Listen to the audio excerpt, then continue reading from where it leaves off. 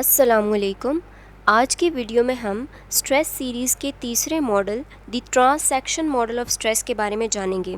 جیسے کہ ہم نے اپنی پچھلی ویڈیوز میں دیکھا، کینن اور سیلے کے مطابق سٹریس محض ایک جسمانی اور عضویاتی رد عمل ہے اور یہ جسم میں موجود خودکار نظام کے تحت پیش آتا ہے۔ لیکن سوال یہ پیدا ہوتا ہے، کیا واقعی سٹریس ایک آٹومیٹک رسپانس ہی ہے یا اس میں فرد کی اپنی کوئی مرضی، اپنی کوئی سوچ بھی شامل ہے؟ کیا فرد محض سٹریسر کو خودکار رد عمل پیش کرتا ہے یا وہ سٹریسر کے بارے میں سوچنے اور سمجھنے کی بھی کوشش کرتا ہے؟ ان سوالات کے جواب ڈھونڈنے کے لیے لزارس نے اپریزل تھیوری کو بنیاد بنا کر ٹرانسیکشن ماڈل آف سٹریس پیش کیا۔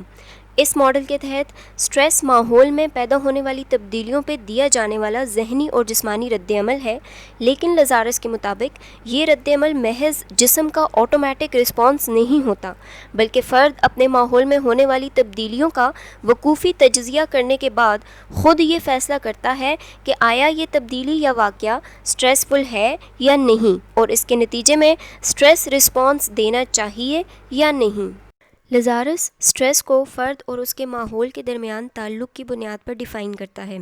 فرد اپنے ماحول میں پیدا ہونے والی تبدیلی کو پرکھنے کی کوشش کرے گا، اور اگر ماحول میں پیدا ہونے والی تبدیلی فرد کو اپنے محرکات کی تسکین میں رکاوٹ بنتی نظر آئی، یا فرد کو یہ محسوس ہوا کہ یہ تبدیلی اس کی قوت برداشت سے بڑھ کر ہے اور وہ اس کے ساتھ ایڈجسٹ نہیں کر پائے گا، تو یہ تمام سوچ بچار کرنے کے بعد فرد ایسا رویہ اختیار کرے گا جو سٹریس کی علامات رکھتا ہوگا۔ لہٰذا لزارس کا یہ ماننا تھا کہ کوئی واقعہ یا تبدیلی بذات خود سٹریسفل نہیں ہوتی، بلکہ یہ فرد کے سوچنے کا اور اس واقعے کو پرکھنے کا انداز ہوتا ہے جو کسی بھی ایونٹ کو سٹریسفل بنا کر فرد کو سٹریس رسپانس دینے پر مجبور کرتا ہے۔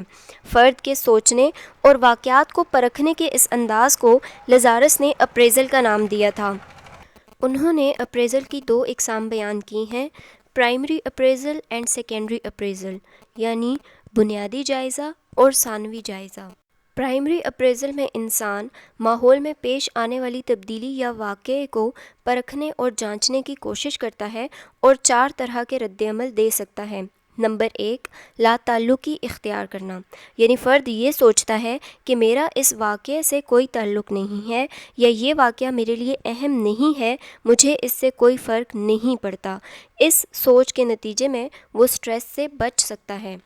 نمبر 2، مثبت اور فائدہ مند، یعنی فرد پیش آنے والی تبدیلی کا کوئی مثبت پہلو ڈھونڈتا ہے اور اس سے اپنے لیے فائدہ تلاش کرنے کی کوشش کرتا ہے۔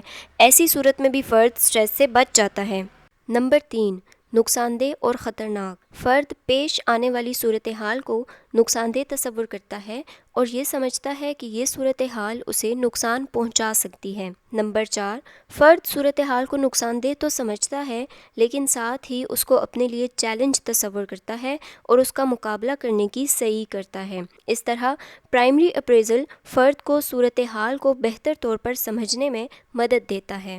سیکنڈری اپریزل میں انسان اس بات کا جائزہ لیتا ہے کہ اب اگر صورتحال خطرناک اور نقصان دہ ہے تو اس صورتحال سے نمٹنے کے لیے کون سا طریقہ کار اختیار کیا جائے، اس واقعے، تبدیلی یا صورتحال کے کیا فائدے اور کیا نقصانات ہو سکتے ہیں، اور اس سے نمٹنے کے لیے جو اسٹریٹجی اپنائی جائے گی وہ کتنی فائدہ مند ہوگی۔ لہٰذا ہم یہ کہہ سکتے ہیں کہ پرائمری اپریزل سے سٹریس کا پتہ چلتا ہے اور سیکنڈری اپریزل سے اس سٹریس کا جواب تلاش کیا جاتا ہے، یعنی فرد صورتحال کو سٹریسفل سمجھنے کے بعد اس کا جواب تلاش کرتا ہے کہ اب کیا رد عمل دیا جائے۔ اس طرح پرائمری اور سیکنڈری اپریزل سے صورتحال کا اچھی طرح جائزہ لینے کے بعد فرد مختلف قسم کے رسپانس یعنی رد عمل پیش کر سکتا ہے۔ مثلاً وہ صورتحال کو خطرناک سمجھتے ہوئے صاف اور واضح رد عمل پیش کرے گا، یا پھر لا تعلقی اختیار کرتے ہوئے کوئی بھی رد عمل پیش نہیں کرے گا، یا پھر وہ رد عمل پیش کرنے کے بجائے دفاعی میکانیت یعنی ڈیفنس میکانزمز استعمال کرتے ہوئے خود کو سٹریس سے بچانے کی بھرپور کوشش کرے گا۔ Thank you so much for watching. For more interesting videos, keep watching.